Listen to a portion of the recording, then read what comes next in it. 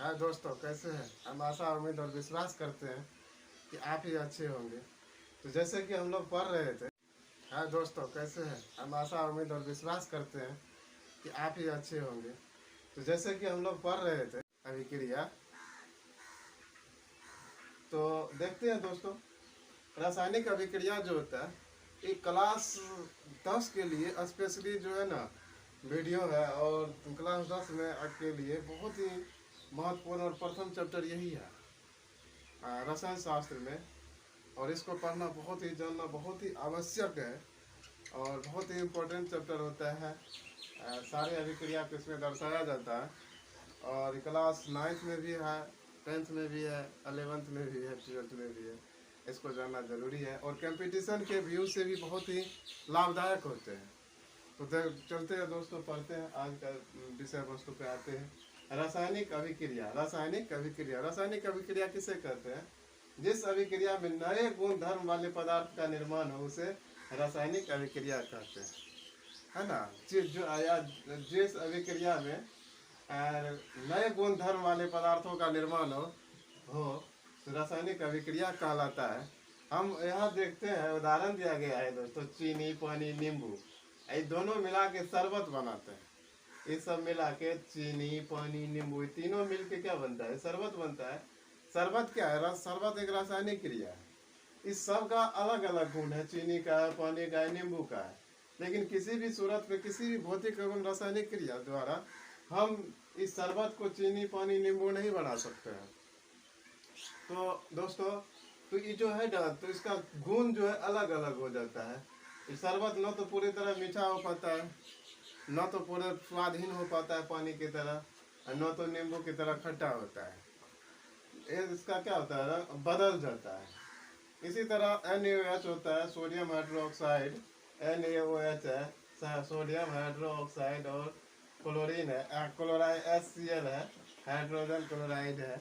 और ये दोनों मिल के बना है क्या? NaCl और H2O। NaCl और H2O। NaCl क्या होता है? NaCl सोडियम क्लोराइड होते हैं, जिसको हम सोडियम क्लोराइड कहते हैं। नमक का सूत्र होता है, रासायनिक सूत्र होता है। NaCl और H2O। H2O तो आप जैसे कि जानते ही होंगे कि H2O पानी को कहते हैं, जल होता है ना। तो चलते हैं अभिकारक तथा उत्पाद। दोस्तों, यहाँ एक बहुत ही मार्केबल बात है और समझने वाली बात है। ये जो तीर का निशान है ना, तो अभिक्रिया के निशान है। तीर के निशान से इस साइड जो होगा अभिकारक कहलाता है, और तीर के निशान से इस साइड जो होगा एक प्रतिफल, मतलब ये उत्पाद और प्रतिफल कहलाता है। और देखते हैं NaOH और HCl, ये दो क्या है? अभिकारक है। और NaCl प्लस H2O ये क्या है? ये प्रतिफल और उत्पाद या उत्पाद है। देखते हैं देखिए, अभिकारक किसे कहते हैं और उत्पाद किसे कहते हैं? रासायनिक अभिक्रिया में भाग लेने वाले पदार्थ अभिकारक कहलाता है। रासायनिक अभिक्रिया में भाग लेने वाले पदार्थ अभिकारक कहलाता है, तथा अभिक्रिया से बने पदार्थ उत्पाद या प्रतिफल कहलाता है। बस बस दोस्तों, यहाँ हम लोग फिर से समझे इस सब की क्रिया क्या हुआ। इसमें देखते हैं चीनी, पानी, नींबू, क्या हुआ? भाग लिया किसको? शरबत बनाने के लिए, है ना। तो ये सब भाग लिया किसमें? रासायनिक अभिक्रिया में। तो ये सब हो गया अभिकारक। और ये सब जो बन के जो चीनी, पानी, नींबू जो बन के तैयार होता है, यही क्या हुआ? प्रतिफल। दोस्तों, ये प्रतिफल है। इसी को परिभाषित किया है, रासायनिक अभिक्रिया में भाग लेने वाले पदार्थ अभिकारक तथा अभिक्रिया से बने पदार्थ उत्पाद या प्रतिफल कहलाता है। चलते हैं दोस्तों, रासायनिक अभिक्रिया की विशेषता क्या है? उसमें गैस की उत्पत्ति होती है, अवक्षेपण बनता है, रंग, आकार और अवस्था में परिवर्तन हो जाता है। देख दोस्त, जैसे हम साधारण उदाहरण के तौर पे लेते हैं किसका? दही। दूध से दही बनना। दूध से जो दही बनता है, दूध से जो दही का बन रहा है, वो क्या है? वो रासायनिक अभिक्रिया है। और दही का जो दूध के रंग में अलग हो जाता है ना। दूध जो होते हैं, दूध का प्राकृतिक होता है, मतलब नॉर्मल रहेगा। वही जो है दही का प्राकृतिक है क्या? वो ठंडा होता है देखने में, मतलब उसको जब खाते हैं तो और उसका जो है ना रंग में भी परिवर्तन हो जाता है। तो यही होता है गैस की उत्पत्ति। मतलब कुछ ऐसे जैसे कि हम चूना जो होते हैं, सूखा चूना होता है, जिस चूना में डालते हैं, पानी को डाल देते हैं, वो रासायनिक अभिक्रिया बन जा कर लेता है। पानी को जो डालते हैं तो पानी को जो डालते हैं तो पानी क्या करता है, उससे गैस की उत्पत्ति होता है, गर्म हो जाता है, गैस की उत्पत्ति होता है। जो बेकार चूना होते हैं वो क्या होता है, वो अलग हो जाता है, अवक्षेपण बनता है, अवक्षेपण बनता है। तो ये सब क्या है, रासायनिक अभिक्रिया है, रासायनिक अभिक्रिया। अब देखते हैं दोस्तों, बहुत ही इंपॉर्टेंट जो है टॉपिक आया है हम लोग का, रासायनिक समीकरण। रासायनिक समीकरण, रासायनिक अभिक्रिया को संकेत तथा सूत्रों में निरूपित करना रासायनिक समीकरण कहलाता है। रासायनिक अभिक्रिया को संकेत तथा सूत्रों में निरूपित करना रासायनिक समीकरण कहलाता है। कार्बन का सूत्र क्या होता है, संकेत क्या होता है, C होता है। ऑक्सीजन का क्या होता है, O2 होता है। और इसको क्या करते हैं, सब मिलकर क्या बना, CO2, मतलब कार्बन डाइऑक्साइड। तो देखते हैं इसमें क्या होता है, संकेत, कार्बन का संकेत दे दिया, ऑक्सीजन का संकेत कर दिया, दोनों का जोड़ होता है ना, दोनों को मिला दिया, अभिक्रिया कर लिया, तो क्या बन गया, CO2 कार्बन डाइऑक्साइड। ठीक है, संतुलित समीकरण बहुत सिंपल है दोस्तों, संतुलित समीकरण। जिस समीकरण का उत्पाद तथा प्रतिफल के प्रत्येक तत्व समान हो, उत्पाद तथा अभिक्रिया के प्रत्येक तत्व, मतलब उत्पाद तथा प्रतिफल जो होते हैं, मतलब जिस समीकरण का उत्पाद तथा प्रतिफल, सॉरी दोस्तों यहाँ थोड़ा, उत्पाद जिस समीकरण का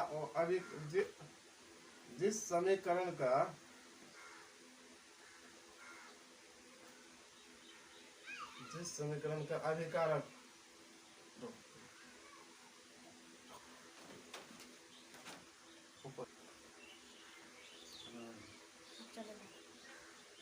देखते हैं, जिस समीकरण का अभिकारक तथा प्रतिफल के प्रत्येक तत्व समान हो, संतुलित समीकरण कहलाता है।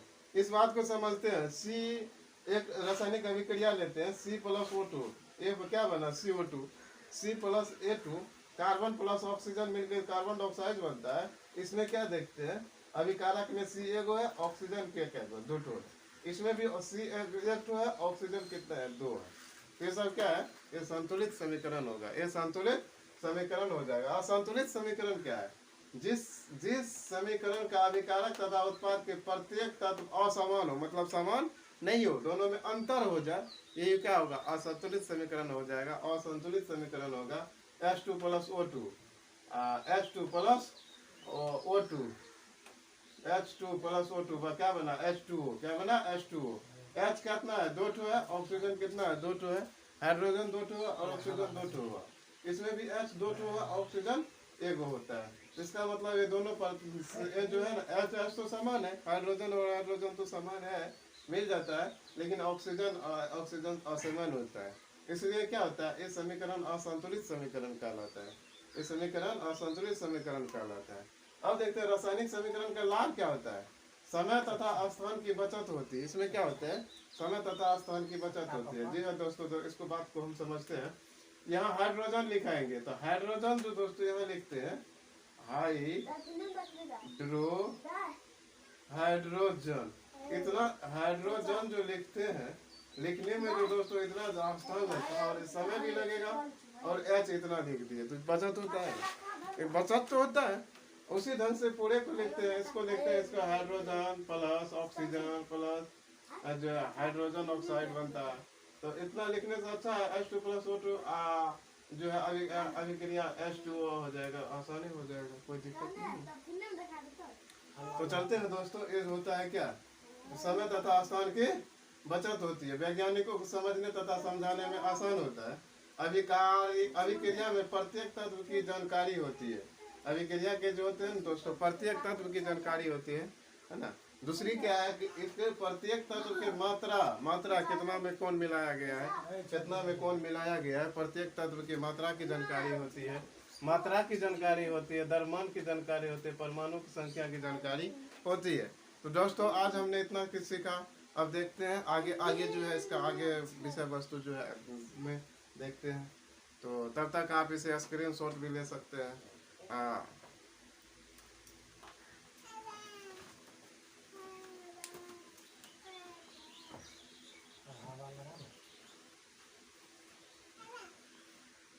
कहाँ, तो हम लोग आज पढ़ रहे थे रासायनिक अभिक्रिया पढ़ रहे हैं। रासायनिक अभिक्रिया में दोस्तों अब संयोजन अभिक्रिया। संयोजन, संयोजन का क्या अर्थ होता है? संयोजन का अर्थ होता है जुड़ना। संयोजन का अर्थ होता है जुड़ना। संयोजन का अर्थ होता है जुड़ना। तो चलते हैं दोस्तों, हम देखते हैं संयोजन अभिक्रिया। संयोजन अभिक्रिया का अर्थ होता है जुड़ना। संयोजन अभिक्रिया का अर्थ होता है जुड़ना।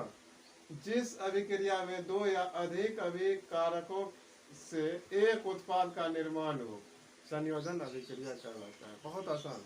संयोजन, कार्बन और ऑक्सीजन दोनों जुड़ के क्या बना? दो ठो है, दो ठो है कार्बन और ऑक्सीजन। कार्बन और ऑक्सीजन जुड़ के जो है एक बना, यही होता है संयोजन अभिक्रिया। जिस अभिक्रिया में दो या अधिक अभिकारकों से एक उत्पाद का निर्माण हो, उसे संयोजन अभिक्रिया कहते हैं। दोस्तों अब चलते हैं वियोजन अभिक्रिया। जिस अभिक्रिया में एक पदार्थ टूटकर दो उत्पाद का निर्माण हो, उसे वियोजन अभिक्रिया कहते हैं। जिस वियोजन मतलब क्या होता है? टूटना। वियोजन मतलब सीधा हम लोग समझेंगे कि टूटना। जिस अभिक्रिया में एक पदार्थ टूटकर दो उत्पाद का निर्माण हो, उसे वियोजन अभिक्रिया कहते हैं। जैसे कार्बन डाइऑक्साइड क्या होता है? टूटता है। टूट के इसको क्या करें? इससे अभिक्रिया करेंगे तो इसमें क्या होगा? कार्बन और ऑक्सीजन दोनों अलग अलग हो जाएगा, वही होगा CO2। अब देखते हैं विस्थापन अभिक्रिया। विस्थापन, विस्थापन मतलब क्या होता है? कि अपने जगह से अलग हो जाना। विस्थापन का अर्थ होता है कि अपने जगह से अलग हो जाना। विस्थापन का अर्थ होता है कि इसी में देखते हैं, जिस अभिक्रिया में एक क्रियाशील पदार्थ कम क्रियाशील पदार्थ को क्या करता है? विस्थापित करता हो, विस्थापन अभिक्रिया कहलाते हैं। हाँ दोस्तों, जिस अभिक्रिया में अधिक क्रियाशील पदार्थ कम क्रियाशील पदार्थ को विस्थापित करता हो, उसे विस्थापन अभिक्रिया कहते हैं। देखो इसमें समझते हैं। Z2SO4 CuSO4 कॉपर सल्फेट जो है ना, जिंक के साथ अभिक्रिया करेंगे तो जिंक क्या करता है? कॉपर को क्या करता है? विस्थापित कर देती है और खुद जो है SO4 में मिल जाता है। तो जिंक सल्फेट हो गया, कॉपर क्या हुआ? विस्थापित कर दिया। कॉपर को क्या किया? विस्थापित कर दिया। तो अब यहाँ हम लोग देखते हैं विस्थापित कर दिया। तो क्या है? जिंक जो है कॉपर से अधिक क्रियाशील धातु, तो मतलब धातु ही है, तो अधिक क्रियाशील है, तो क्या किया? विस्थापित कर दिया। उभय, उभय मतलब होती है दोस्तों दो। उभय का अर्थ होता है दो। उभय का अर्थ होता है दो। इसमें द्विविस्थापन या उभय विस्थापन भी कहते हैं। जिस अभिक्रिया में दो पदार्थ अपने यौगिक एक दूसरे को विस्थापित करता हो, एक दूसरे को विस्थापित करता हो, उसे विस्थापन, उसे उभय विस्थापन अभिक्रिया कहलाता है ना। वह जिस अभिक्रिया में दो पदार्थ अपने यौगिक एक दूसरे को विस्थापित करती हो, उभय विस्थापन अभिक्रिया कहलाता है। यहाँ देखते हैं NaSO4 सोडियम सल्फेट और ZnCl जिंक क्लोराइड दोनों क्या किया? अपने आप को एक दूसरे को विस्थापित कर दिया। जिंक जो है सल्फेट के साथ मिल गया और सोडियम जो है क्लोरीन के साथ मिल गया, तो विस्थापित कर दिया दोस्तों। तो यही है जिंक सल्फेट। अब है उपचयन। अब है उपचयन तथा अपचयन। उपचयन क्या मतलब होता है? अब देखते हो इसमें दो शब्द आता है। ऑक्सीजन, दो पदार्थ को देखते हैं, एक ऑक्सीजन दूसरा हाइड्रोजन। ऑक्सीजन का संयोग होगा, जुड़ेगा। ऑक्सीजन का जुड़ेगा, है ना। ऑक्सीजन को यदि जुड़ता है उसे उपचयन कहते हैं, उसी को ऑक्सीकरण कहते हैं, है ना। ऑक्सीजन जो घटेगा तो अपचयन होता है ना। ऑक्सीजन जिसमें जुड़ेगा तो यही होगा उपचयन। उपचयन को ऑक्सीकरण भी कहते हैं। तो दोस्तों उपचयन होता है, उपचयन यही देखते हैं। ये जो है उपचयन है, क्या है? उपचयन है। ये क्या है? उपचयन है। और इसमें क्या होता है? हाइड्रोजन जुटा, ऑक्सीजन नहीं जुटा, ये क्या होगा? अपचयन होगा। अपचयन।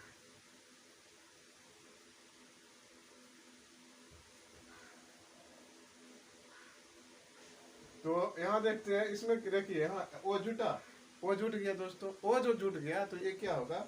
ये ऑक्सीकरण। इसमें ओ नहीं जुटा, इसमें H जुटा, मतलब हाइड्रोजन जुटा। हाइड्रोजन जुटा तो यही होता है अपचयन। उपचयन को कहते हैं ऑक्सीकरण, उपचयन को कहते हैं अपकरण। इस बात को याद रखिए। दोनों यहाँ बहुत स्टूडेंट मिस कर जाते हैं, इस मिस को जो है ना दूर करना है। अब देखते हैं उदासीकरण अभिक्रिया। जिस अभिक्रिया में अम्ल तथा भस्म मिलकर लवण तथा जल बनाता हो, जिस अभिक्रिया में अम्ल तथा भस्म मिलकर लवण तथा जल बनाता है उसे उदासीनीकरण अभिक्रिया कहते हैं। आगे मतलब इसमें अम्ल क्षार लवण में विशेष रूप से इसको पढ़ना पड़ेगा, ज्यादा ही पढ़ना पड़ेगा। देखते हैं अम्ल और भस्म मिलकर लवण और जल बनाया।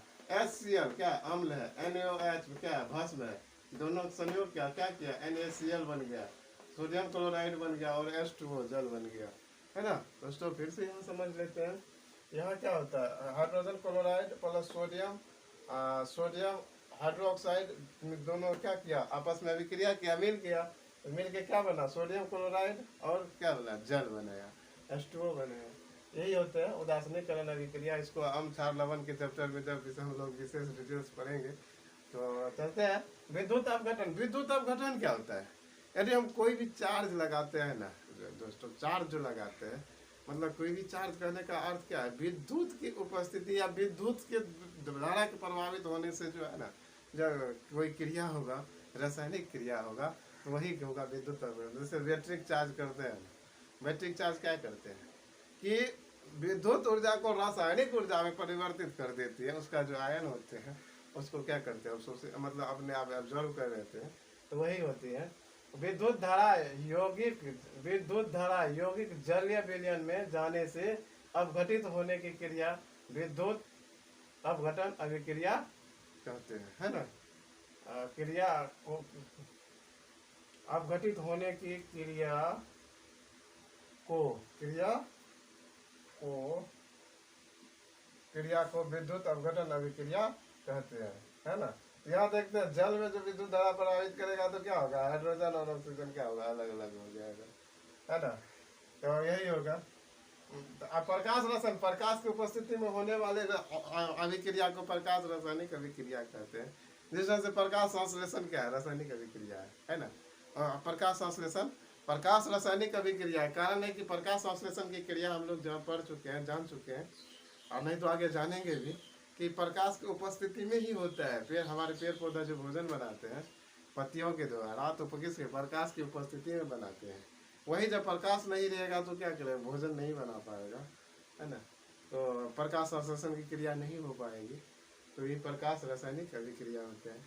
तो दोस्तों आज हमने इतना चीज सीखा, अब कुछ बचा है, तो तब तक आप इसे स्क्रीनशॉट भी ले सकते हैं,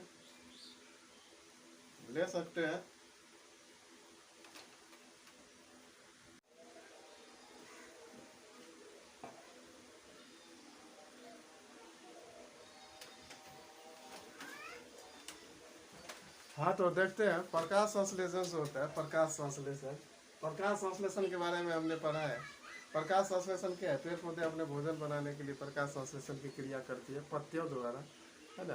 तो देखते हैं प्रकाश संश्लेषण जो होता है दोस्तों, और C6CO2, तो ये क्या है, 6CO2 जो क्या है, कार्बन डाइऑक्साइड है, इसमें जल होता है, प्रकाश की उपस्थिति में बनाता है क्लोरोफिल किसमें, पेड़ पौधे की पत्तियों में पाया जाता है, पेड़ पौधा में। और प्रकाश क्या है, सूर्य से प्राप्त होता है, तब बनाता है ग्लूकोज और C6H12O6 प्लस 6H2O और प्लस CO2। तो हम लोग इसको डिटेल से दोस्तों पढ़ेंगे बायोलॉजी में। फिलहाल जो हमको रासायनिक अभिक्रिया में प्रतीक की बात करते हैं। S जो है तो ठोस है, I जब इस ढंग से रहेगा, इस ढंग से घेरा जैसे इस ढंग से रहेगा दोस्तों, इसको प्रतीक को समझना है। ठोस जो I है द्रव, ठोस जो है S है, तो द्रव को I मतलब I समझेंगे। जब गैस रहेंगे, गैस रहता है तो गैस को हम लोग समझते हैं G से, है ना। जहाँ एक U रहे तो हम समझेंगे कि जलीय विलयन है, जलीय विलयन समझते हैं, एक U रहता है तो, है ना। वही यदि तीर ऊपर की तरफ रहे, ये होता है उत्सर्जन। उत्सर्जन मतलब दोस्तों हम जानते हैं निकलना, उत्सर्जन होता है मतलब वो पदार्थ उत्सर्जित होती है, जिस ढंग से इसमें है ना, ऊपर की ओर तीर दिखाता है, उत्सर्जन। यही तीर यदि नीचे की ओर हो तो हम समझेंगे कि अवक्षेपण बन गया, अवक्षेपण। अवक्षेपण का अर्थ होता है दोस्तों कि जिस काम के लिए हम कोई जिस काम के लिए रासायनिक अभिक्रिया या करते हैं, अपने उद्देश्य की पूर्ति के लिए जो है कोई काम करते हैं, उसमें जो उसका बेकार पदार्थ निकलता है, जिसका यूज हम नहीं कर पाते हैं और वेस्ट होता है, वही होता है अवक्षेपण। जिस तरह की हम लोग समझते हैं कि साधारण तरीका से हम समझते हैं, यदि हम चीनी को घोरते हैं, घोरते घोरते घोरते घोरते जो बच जाता है ना, तो चीनी को तो उसमें समझते हैं कि अच्छा चीनी नहीं है, शुद्ध चीनी नहीं है, ये बच गया, नहीं कर पाया, तो वही क्या होता है, अवक्षेपण हो जाता है। तो चलते हैं अवक्षेपण। अवक्षेपण होता है, यदि तीर इस ढंग से चिन्ह रहे तो इसको समझेंगे अभिक्रिया का चिन्ह है, अभिक्रिया का। यही तीर जो है ना, आधा इस है, आधा जो है इस साइड रहे, इस पे हम समझेंगे क्या, उत्कर्म्यता। उत्कर्म्यता, उत्कर्म्यता, उत्कर्म्य, उत्कर्म्य का चिन्ह होता है। दोस्तों इस बात को हम लोग यदि इतना चीज सीखे हैं, समझे हैं, तो इस चीज से इतना जानते हैं तो बहुत ही अच्छी बात है, बहुत ही लाभदायक है। दोस्तों आज हमने पूरी की पूरी रासायनिक अभिक्रिया पढ़ी है। अब हमारा कोई टॉपिक, कोई चैप्टर कुछ भी नहीं बचा है। क्लास 10 में हम इतना जानकारी कर लेते हैं तो बहुत चीज़ की हमें कवर हो जाता है। साथ साथ राशन मतलब जो हम लोग पढ़ रहे हैं, ये जो है ना बहुत सारे कम्पिटिटिव एग्जाम में भी मतलब आता है, मतलब परीक्षा में आता है, आप बीपीएससी में आता है, एसएससी में आता है, रेलवे में आता है। तो इसको अध्ययन करना बहुत ही ज़्यादा ज़रूरी है। थोड़ा ये सब चीज़ जितना हम अभी पढ़ाए हैं, सिखाए हैं, हम लोग साथ साथ देखे हैं, समझे हैं, इस चीज़ को यदि हम अच्छे से कवर करते जाते हैं तो हमें बहुत बड़ा जो है ना, बहुत बड़ा जो है केमिस्ट्री के प्रति जो है हम लोग को जानकारी हासिल होने वाला है और सीखने वाले हैं। किसी भी तरह का किसी भी एग्ज़ाम में हमारा सवाल इसमें बाहर नहीं जाएगा। हम लोग का बहुत ही ज़्यादा इससे हम लोग को लाभान्वित होने वाले हैं। तो इसका ऑब्जेक्टिव भी बहुत जल्द लाने वाले हैं दोस्तों। तो इस जो हम लोग पढ़ा रहे हैं, सीख रहे हैं, इसको कंटिन्यू रखिए। हो सके तो नोट्स बनाइए। एक बार में यदि परेशानी होता है, दिक्कत होता है, याद नहीं होता, वीडियो को बार बार देखिए, एक नहीं 2 बार देखिए, 3 बार देखिए, 3 बार देखिए। आपके द्वारा स्क्रीन शॉट ले आओ, आप उसका नोट्स भी बना सकते हैं दोस्तों। हम यदि मेरा प्रयास है आपको आपको सफल होते देखना। तो दोस्तों इस बात को हम यहाँ जो है, अब बस आप देखिए, यदि लाभान्वित होते हैं तो लाइक भी कर दीजिए। यदि अच्छा लगता है तो, यदि कोई मार्गदर्शन में कमी मतलब कमी महसूस होते हैं मतलब, और यदि आप दे सकते हैं, आप कोई सुझाव भी दे सकते हैं, थोड़ी बहुत शिकायत हो भी सकती है तो आप वो भी कमेंट कर सकते हैं। यदि आप नई चैनल है तो सब्सक्राइब भी करें ताकि हमारा नया वीडियो हमेशा जो आएगा दिन प्रतिदिन आप तक मिलते रहे। थैंक यू, धन्यवाद। मिलते हैं अगला वीडियो में, अगला चीज़ के अगला टॉपिक के साथ। तो धन्यवाद।